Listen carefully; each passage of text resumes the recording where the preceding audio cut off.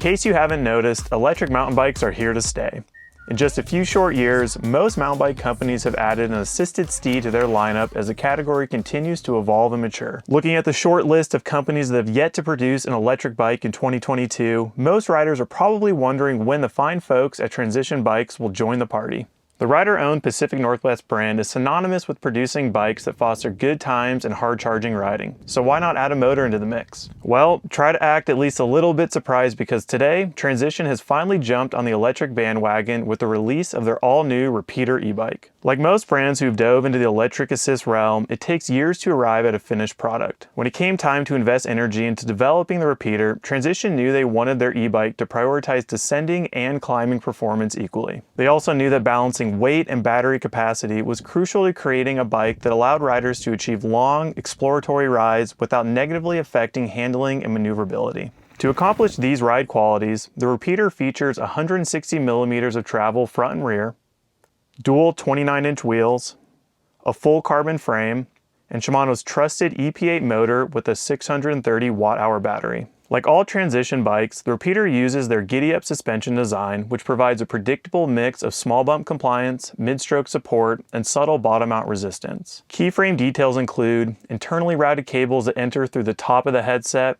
an oversized head tube that can accommodate 1.8-inch steerer tubes, a removable battery with a plastic cover on the outside, and accessory mounts on the underside of the top tube. The overall geometry of the Repeater was roughly molded from Transition's popular Sentinel trail bike, and our size large test bike had a 480 millimeter reach, 64 degree head angle, 77.4 degree effective seat angle, and 455 millimeter chainstays. The Repeater is available in 3 build options with prices ranging from $8,200 up to $11,000. Our test bike was made up of parts from the highest end Axis build and mid-range GX build, weighing in at 50.2 pounds.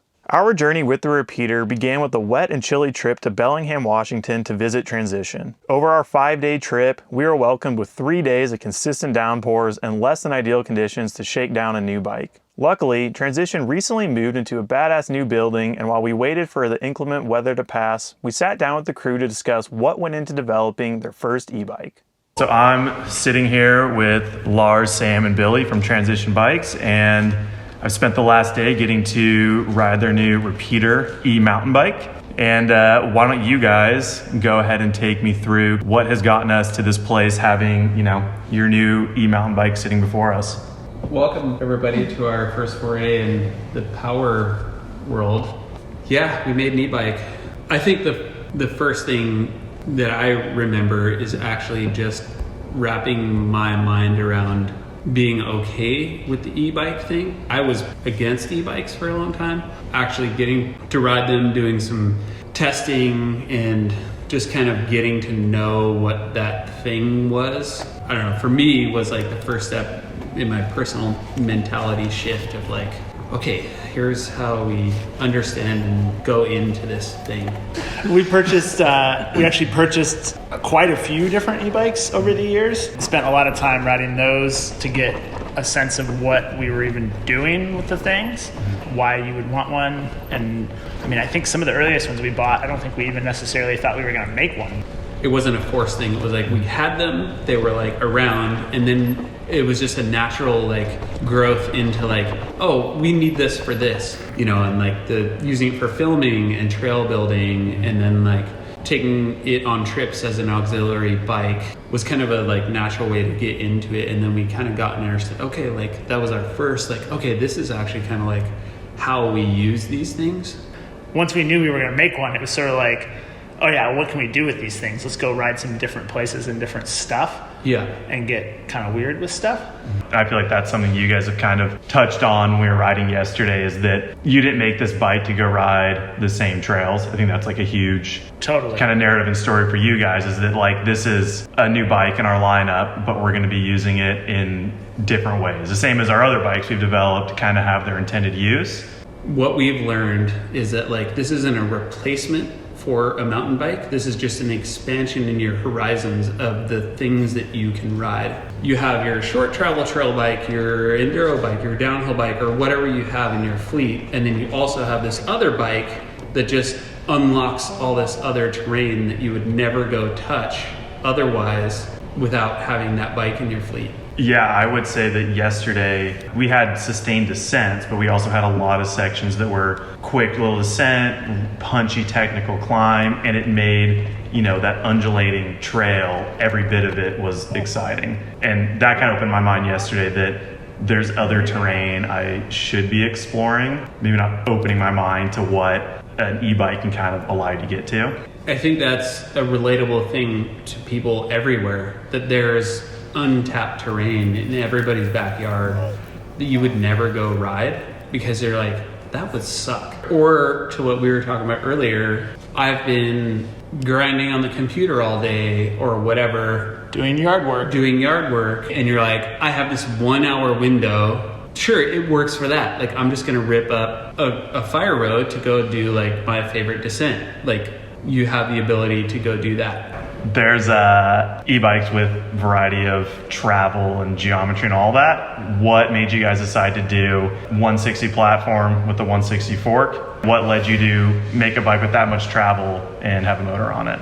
The repeater is a 160 travel front and rear, 29er front and rear, carbon e-bike. And we wanted to go with a sort of feature set and geo that was capable at a lot of different things and wasn't overly biased to be like a downhill oriented shuttle replacement e-bike. You still wanted to have a good mix of up and down performance, not trying to make like a super heavy shred only, pedal up a gravel road only kind of bike. So you're kind of balancing kind of the most versatile setup that you can get. No flip chips.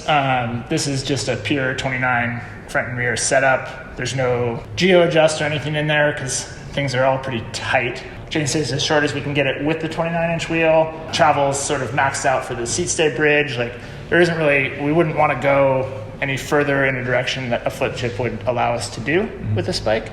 It's an EP8 based bike with all Shimano 630 battery, Shimano everything. So they don't have a custom battery or different charger or anything like that. Was there anything you guys had to work around with fitting a motor within your suspension design? To be honest, it's pretty easy with our Giddy Up system to do an e-bike of this sort. You're definitely pretty restricted in like the main pivot area and stuff, and that's kind of the case with almost everybody's layouts. The big motor in there makes that challenging, but it's available in 4 sizes, small through extra large, and that 630 battery is in all of them. So we did a lot of integration of stuff. Cable routing's really hidden. Using our own skid plate, everything's kind of integrated and blended cosmetically to look like a complete package. So we weren't trying to make it a stick-on, taking over one of our bikes and just patch a motor into it. Everything's designed from motor outward. And it is effectively based off a souped up version of our Sentinel platform, which has been like one of our more popular bikes. Obviously there's some differences like with chainstay length and BB height, and what the main geometry set is based off of the Sentinel with like a little bit more travel match front and rear. Our version of kind of like the do-all mountain bike. With the added weight of the motor and battery and everything as well, the head angle is actually a little bit steeper than it would be for like an equivalent type of bike in our regular lineup. Mm-hmm. Just the mass of the bike wants to carry it through stuff more, so you don't necessarily need as slack of a head angle to keep yourself sort of safe and stable feeling. We went with dual 29. We wanted that traction and all the sort of features of the 29. We could have done a shorter chainstay, done a mixed wheel sort of setup, that kind of thing, but we actually wanted the longer chainstay for that uphill feel and some of that just general cornering balance and stuff. That actually is not only tends to be a requirement with e-bikes, but it's actually a nice thing with the e-bike to get you so like the weight balance situation is a lot better. With that capability uphill and downhill, we didn't really want to make the spec and build too far in any one direction, but if we did bias in any one direction, it was making sure that we had really good stopping power and suspension that would be able to handle whatever you threw at the bike. From a weight perspective, very competitive, but also from a spec perspective, super dialed, straightforward, no compromises. Yeah, like Billy touched on, like powerful brakes, super gravity tires, but normal width, not like a weird big fat tire that gives you the feel, your kind of the grip and traction that you're used to. And while we haven't been in this game as long as some other brands, our learning curve has been pretty steep. We've been working on the EP8 tune that's going to come preset on the bike out of the box to get you the most range and the best feel for what we expect our customers to be doing. preset with 2 modes, which is like kind of like a full power mode and a range mode. So you can just toggle between those 2 things like very easily. And the power mode is kind of set so that you can kind of live more often than not in the like trail and eco mode, which kind of extends your battery range. And then if you're really trying to like go for the real long, like you just want to go as long as possible, you put it in the other preset, which is kind of like our range mode, and that's where you don't have as much power delivery, but you can go even farther. And the battery, that also the choice in battery size was a big one with what Lars was talking about with range and stuff. There's definitely some trend towards bigger is better, but definitely take handling and the weight of the bike in perspective also. And you cram huge batteries in, it adds a bunch of weight. So this is a nice balancing point of the handling and the range that you can get out of it, and tuning the motor smartly to not burn through too much battery. But yeah, it's just literally, like, I think for all of us, it's just another tool in the shed. Personally, if I could say anything to our listeners and our fans and internet commenters, and this is not a replacement for the thing that we've known and loved for so many years. This is just like another tool to do something more than you haven't had access to do before, or the ability to do before, because you're like, nah, I won't do that. That's like terrible. You know, like I would never go ride that because it would suck. And so this is just like, okay, your horizons are 70 or 60 or whatever percent of the actual trails that are in your spectrum of riding, and this just kind of unlocks like another like category of riding that you can do. Haters gonna hate, don't knock it till you try it. After our trip up north, we returned with soggy shoes and lots of trail envy to finish our testing off in our backyard of Boise, Idaho. With only a short window of riding available before winter dropped its white cloak over our trails, we split testing between e-bike legal motorcycle trails and the Basin Gravity Park. It's no secret that Transition designs bikes to maximize a rider's experience on descents, and the Repeater maintains this ideology. While the geometry might not be as progressive as some of Transition's other models, the combination of low hung weight and 160 millimeters of travel make the Repeater an incredibly comfortable, stable, and planted machine. From our first ride, we felt right at home pushing the limits of the bike, knowing that as our speed increased, stability and comfort would remain constant. The weight from Shimano's EP8 motor made the Repeater feel glued to the ground through small bump chatter, and helped lock the bike into turns and maintain predictable traction. The long 455mm chainstays provided additional stability and confidence. With the rear axle far behind our body weight, the bike tracked in a straight line with ease, and the rear end rarely kicked out on us. This did make it very difficult to manual or bunny hop the Repeater. Of course, a 50-pound e-bike isn't supposed to be the most nimble bike, and we would rather reap the benefits of longer chainstays to help manage the size of the Repeater and sacrifice some agility. The biggest downside to such a large and in-charge e-bike was how slow the Repeater responded to rider input. This was most noticeable on gradual descents where pumping and pedaling were mandatory to maintain speed. This is pretty typical of a full-size e-bike, and the Repeater shined most on trails with a high average speed where the weight and stability of the bike could be maximized. When it comes to climbing ability, the Repeater excels at transferring power from the EP8 motor into forward momentum thanks to its long chainstays and steep seat angle. Even when taking on exceptionally technical climbs, the Repeater was continuously impressive, always finding grip and remaining composed. However, the size and length of the bike again became problematic during tight and tricky climbs when the Repeater was simply too long to maneuver around some switchbacks. These instances were far and few between, but something to keep in mind if your trails are filled with slow-moving, tough climbs. The giddy-up suspension design provided an incredibly supple and calm ride thanks to its small bump sensitivity and linear rate of progression. We spent most of our time in the first 3/4 of travel and loved how well the Repeater smoothed out varying compression sizes in a predictable manner. When we did plow into large compressions at higher speeds, the suspension reached bottom out easier than we would prefer.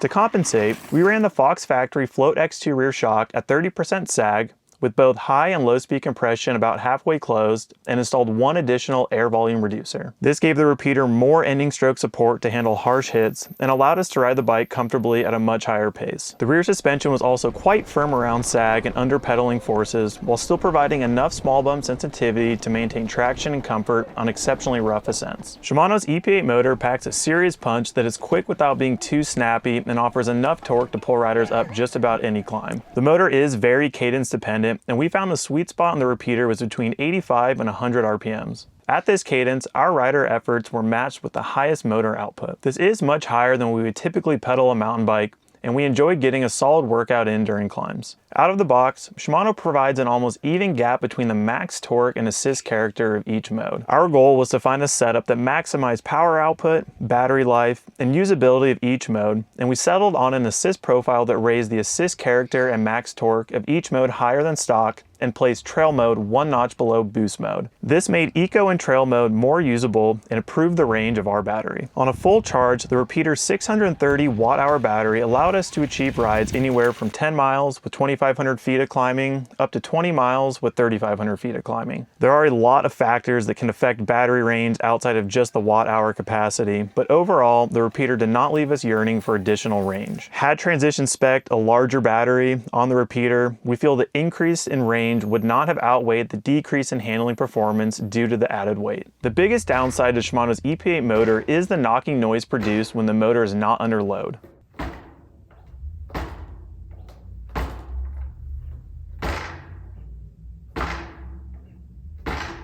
This was the only noise the repeater made out on the trail and was quite frustrating at times. Shimano is aware of the problem and will hopefully roll out updates to resolve the issue sometime down the line. After months of testing, two areas of concern pertaining to durability have come up on the repeater. First, the internal cable routing through the headset cover leaves large openings for water to enter and penetrate the headset bearings. This has caused the lower headset bearing on our repeater to wear much faster than usual, leading to more resistance when turning the handlebars. We love how organized the cockpit looks with the sleek cable routing, but would like to see a solution to fill the extra space in the future. Second, we have worn completely through the paint on the drive side rocker link and chainstay from our knee pad and shoe rubbing when pedaling. While this can happen over time, we were surprised to see this level of wear after only a few months. We would urge riders who do decide to pick up a repeater to invest in a vinyl frame protector before heading out to play in the dirt. Well, there you have it. Transition has officially joined the e-bike world. With balanced geometry that doesn't swing too far in any one direction, the repeater is an excellent performer on any terrain. A stable and planted plowing machine on the descents, as well as a billy goat on the climbs. Transition's choice to use Shimano's EP8 motor with a 630 watt-hour battery keeps the repeater within a manageable weight and gives riders plenty of juice and power to get out and explore. As one of the most comfortable e-bikes we've ridden to date, the repeater is the perfect option for riders looking for a bike to facilitate their everyday adventure. To read our full review on Transition's all-new repeater e-bike, head to the link in the description below. And for more mountain bike news, make sure to check out vitalmtb.com.